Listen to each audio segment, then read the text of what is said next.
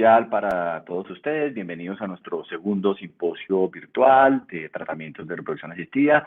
Realmente es un placer para mí compartir con ustedes el día de hoy con un tema que es bastante complejo desde el punto de vista médico y que representa un reto grande en la práctica de la medicina reproductiva, y es el endometrio refractario, o el endometrio que no responde al estímulo de medicamentos que usualmente empleamos en tratamientos de reproducción asistida. Este es un concepto muy personal y es una óptica mía con respecto a los factores que se requieren para lograr un embarazo. El primero de ellos, necesitamos óvulos y óvulos en buena cantidad y buena calidad. Necesitamos también espermatozoides de buena calidad y buena cantidad. Necesitamos una mujer sana que pueda llevar este embarazo. Y por último, requerimos un endometrio sano que pueda aceptar la implantación del embrión. Y este endometrio es el protagonista de nuestra presentación del día de hoy. Antes de entrar en el tema principal, que es el endometrio refractario, quisiera darles tres conceptos importantes para contextualizarnos acerca de la implantación. Y es la receptividad endometrial, la ventana de implantación y la implantación como tal. La receptividad endometrial es un momento preciso y está compuesto por una serie de eventos y factores que permiten la implantación del embrión. Es una ventana de tiempo donde el ambiente uterino es apto y permite la aceptación del blastocisto para que él se pueda implantar en el útero.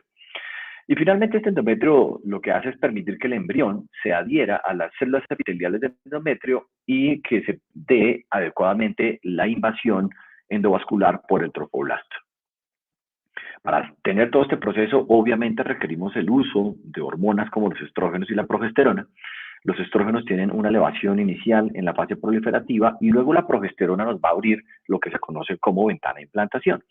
Y esta ventana de implantación tiene muchos factores y muchas moléculas que representan un papel determinante en permitir que el embrión se adhiera o se pegue a la pared del útero. Y esto es pues fisiología, lo que estudiamos hace muchos años en medicina, pero quiero recordar básicamente dos moléculas que son la COX-2 y las citoquinas. Estos factores de crecimiento lo que hacen es cambiar y transformar el endometrio para que el embrión se pueda implantar de una forma más efectiva. ¿Qué es la ventana de implantación? Es un periodo corto que ocurre usualmente entre los días 19 y 21 del ciclo en pacientes con sangrado regular. Y es una cascada de una cantidad de fenómenos sincrónicos, tanto a nivel molecular como a nivel bioquímico, que finalmente permiten la adhesión del trofectodermo a la superficie del endometrio y al embrión, y finalmente la implantación. La progesterona, obviamente, que es la hormona que nos abre esta ventana de implantación, se produce en el cuerpo lúteo, permitiendo esta adhesión. Si ustedes ven en la gráfica a la derecha, esta ventana de implantación es bastante corta, es un periodo de tiempo muy pequeño y puede tener algunas variaciones entre una mujer y otra, pero usualmente se está ubicando, como les dije, entre el día 19 y 21 del ciclo en pacientes con menstruación regular. La implantación, entonces, como todo este proceso que estamos hablando, es bastante complejo y requiere una cantidad de fenómenos sincrónicos, tanto del endometrio como del embrión y las moléculas que se producen en el cuerpo de la mujer para que finalmente se dé esta adhesión. Y todo esto es un proceso que está escrito desde hace muchos años y lo conocemos bien. Y además sabemos que la implantación en nuestra especie es eficiente en un máximo de un 30%. Si nosotros comparamos este porcentaje con otras especies de mamíferos, pues nos vamos a dar cuenta que estamos muy por debajo de la posibilidad de implantación comparado con otras especies. Y esto refuerza la idea que somos realmente una especie no tan eficiente para reproducirnos. Y otro punto importante es que el fallo de implantación continúa siendo un reto bastante grande en los procesos de fertilización in vitro. Sabemos que hay una mayor posibilidad de implantación cuando tenemos embriones genéticamente sanos o euploides, si lo comparamos con embriones genéticamente enfermos o aneuploides. Y también conocemos que hay una relación directa con el paso de los años y la producción de embriones de menor calidad. Y viene esta pregunta, ¿no? ¿Quién decide entonces si el embrión se puede implantar? ¿Es realmente el propio embrión o es el útero y el endometrio? Y esa es una respuesta que no la tenemos clara hasta ahora. Sin embargo, algunos autores consideran que el endometrio puede ser responsable de cerca del 20% de las fallas de tratamientos de fertilización in vitro. Bien, entrando ya en materia de nuestro tema principal de hoy, ¿qué es un endometrio refractario? Como mencionamos previamente, para tener una implantación normal, un endometrio óptimo es totalmente requerido en este punto. Y desde que la ecografía está disponible, hay dos cosas muy importantes que hemos evaluado en imágenes, y es el grosor endometrial y el patrón endometrial. Sin embargo, no hay un acuerdo específico en cuanto al grosor del endometrio. Muchos clínicos, y puedo incluirme en ese grupo, usamos o preferimos empíricamente un endometrio que sea mayor de 7 milímetros e idealmente por encima de 8. Sin embargo, la evidencia que hay disponible no soporta o no apoya ningún grosor endometrial específico. Removí en el 97, en un estudio publicado, mostró que las tasas de implantación podrían ser similares incluso en endometrios tan divergentes como 5 hasta 15 milímetros. ¿Y cuál es la definición entonces de este término que nos invita el día de hoy? Es el endometrio refractario. Este endometrio se caracteriza por una disminución en la proliferación endometrial como respuesta y también, perdón, la ausencia del crecimiento del grosor endometrial. Es decir, el endometrio no prolifera y por obvias razones pues tampoco va a crecer en la ecografía en lo que vemos en la evaluación ultrasonográfica. Este crecimiento usualmente está estimulado por las hormonas endógenas o exógenas de origen sexual.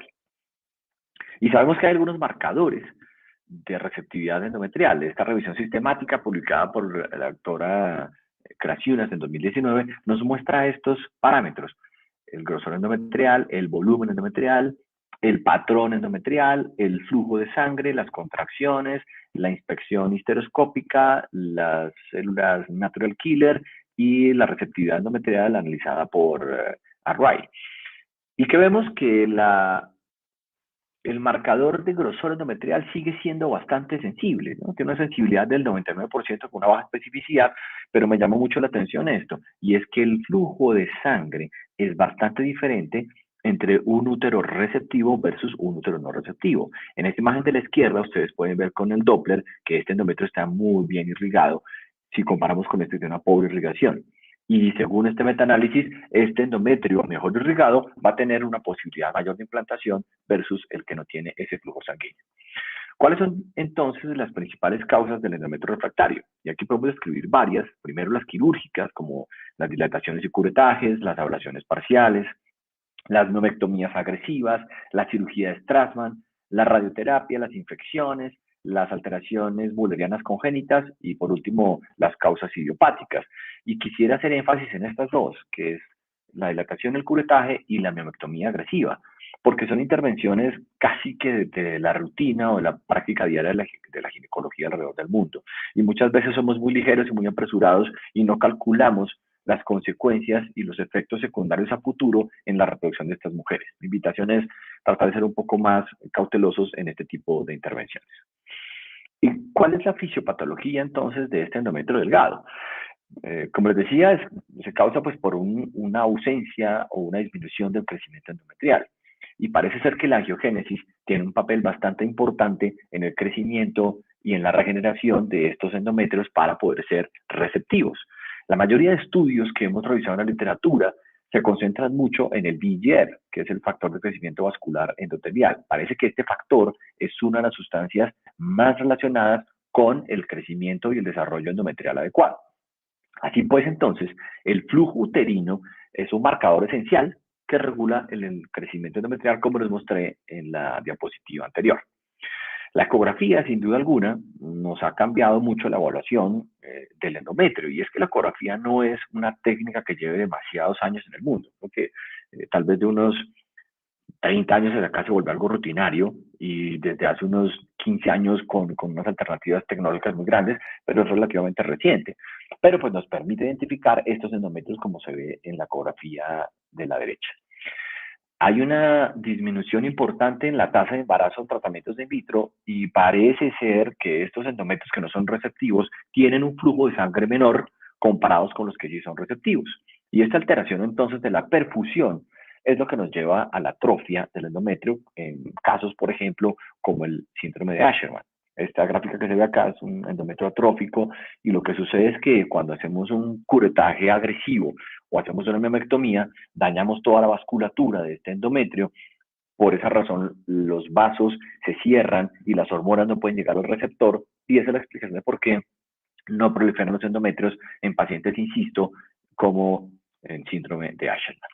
Bien, ¿y cuáles son las estrategias o las alternativas que tenemos hoy en día para manejar el endometrio refractario?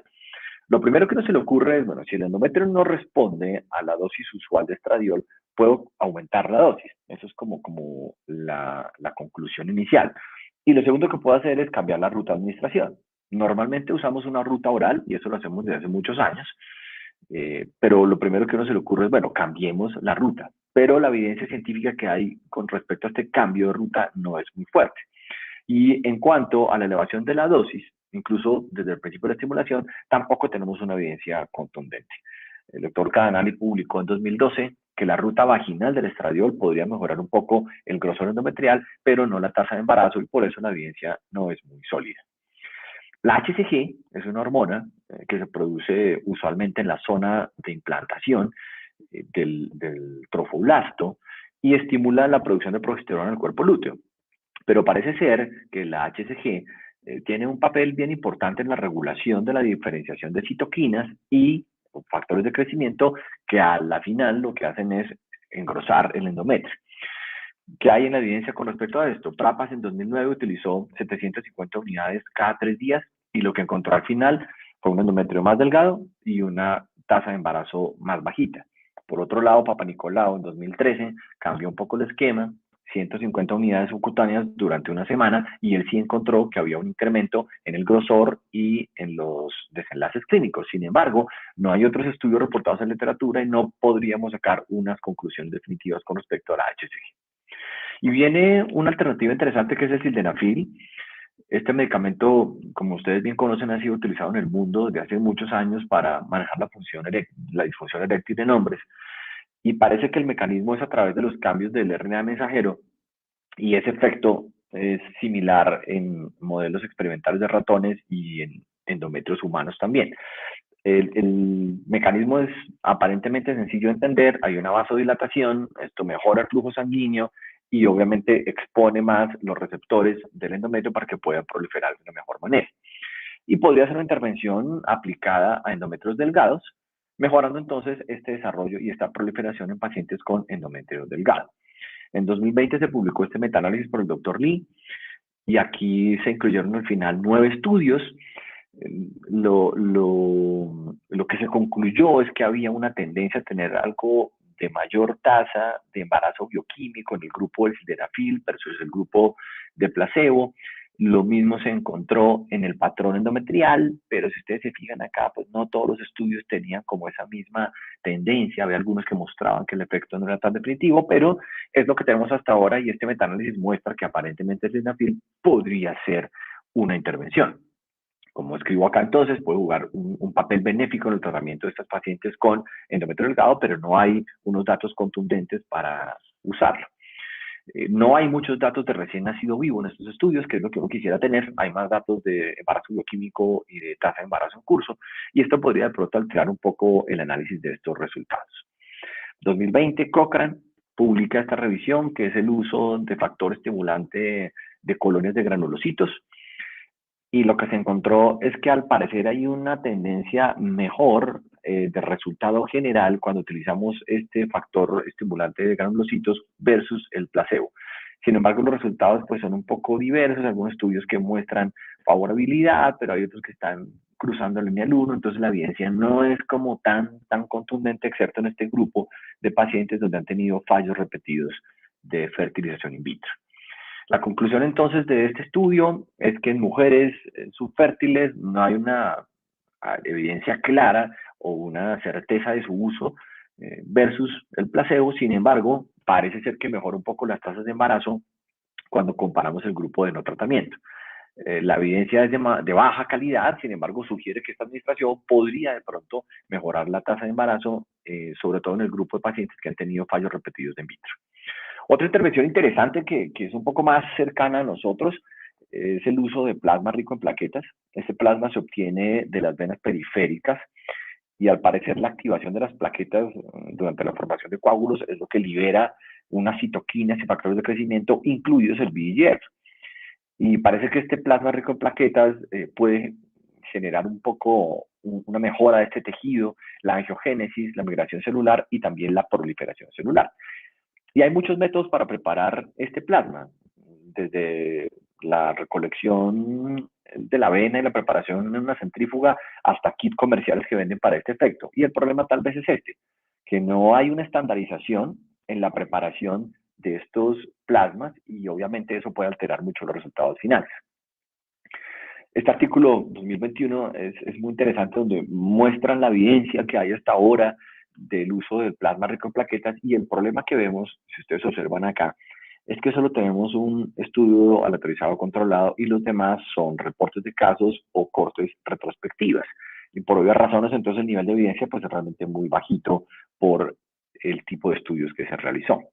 Entonces, no hay una evidencia sólida, contundente en la literatura, pero los estudios y los resultados hasta ahora realizados son promisorios. Parece que mejoran un poco el grosor endometrial, los niveles de AMH y las tasas de embarazo clínico y bioquímico. El problema que tenemos, insisto, es que no hay estandarización en la preparación de los métodos y obviamente eso tendrá que ser evaluado en estudios futuros. Por ahora se puede utilizar, puede mejorar, pero sigue siendo considerado como una intervención experimental.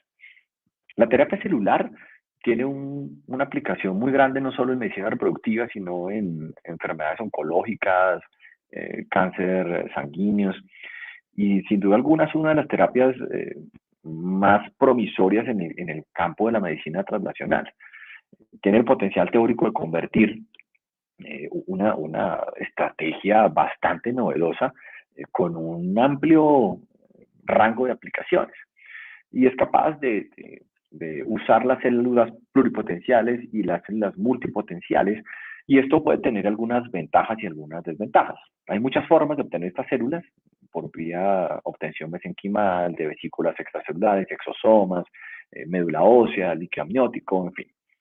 ¿Y qué hay en la evidencia entonces con respecto a esta terapia celular? Este es un estudio que mostró la revisión del Asherman, donde teóricamente el efecto de depositar estas células en el endometrio, simplemente por eso va a generar un desarrollo o una proliferación mejor de este tejido y obviamente tendríamos una mayor implantación. Los resultados entonces pueden ser un poco prometedores. Este estudio, que es un metaanálisis donde compara la administración de células madre autólogas versus halogénicas, muestra, pero ojo con esta conclusión, que los resultados son mejores a favor del halogénico, pero comparado con el autólogo. Lo ideal sería hacer una comparación de pronto con un grupo placebo, pero la conclusión de este estudio es que tanto en la tasa de embarazo como en la tasa de implantación había una tendencia mayor a tener resultados mejores cuando se utilizaban los trasplantes halogénicos. Entonces, con respecto a esta célula, a la terapia celular, podemos decir que a pesar de sus avances, hay unas preocupaciones importantes. Y las preocupaciones es que las células madre pueden estar asociadas con la patogénesis de muchas enfermedades ginecológicas, como la endometriosis, la hiperplasia endometrial e incluso el cáncer endometrial. Y el problema puede ser que estas células estimulan de una forma muy fuerte la angiogénesis, pero esta angiogénesis puede ser eh, generada o estimulada en células benignas, pero también malignas. Entonces, estos tratamientos novedosos que parecen ser promisorios pueden tener algunas desventajas, también algunas ventajas con respecto a las terapias adicionales y creo que hay un campo grande en el cual podemos trabajar a futuro pensando en el efecto real de la terapia celular y obviamente su seguridad para aplicarlo. El trasplante uterino es una intervención que yo considero pues casi como de última línea. El mundo tiene una experiencia no tan grande, pero esta revisión de 2021 muestra 65 casos alrededor de todo el mundo de trasplante de útero con resultados buenos y también algunos malos, pero es importante recordar que hay muchas posibles complicaciones y efectos secundarios tanto en la donante del útero como en la receptora del útero. Y eso es algo que debemos tener en cuenta y creo que por ahora es un campo que nos falta un camino por recorrer. Es sin duda alguna una aproximación o una posibilidad en pacientes que tienen factor uterino absoluto. Hay muchas pacientes alrededor del mundo que preguntan por ese trasplante y debe ser considerado, insisto, como una terapia de tipo experimental. Hay otras estrategias que utilizamos también para mejorar el endometrio. Sin embargo, la evidencia que tenemos es realmente de baja calidad, por eso no profundicé mucho en estas estrategias, pero podemos nombrar la aspirina, el uso de vitamina D y de pentoxifilina, la nitroglicerina, la L-arginina.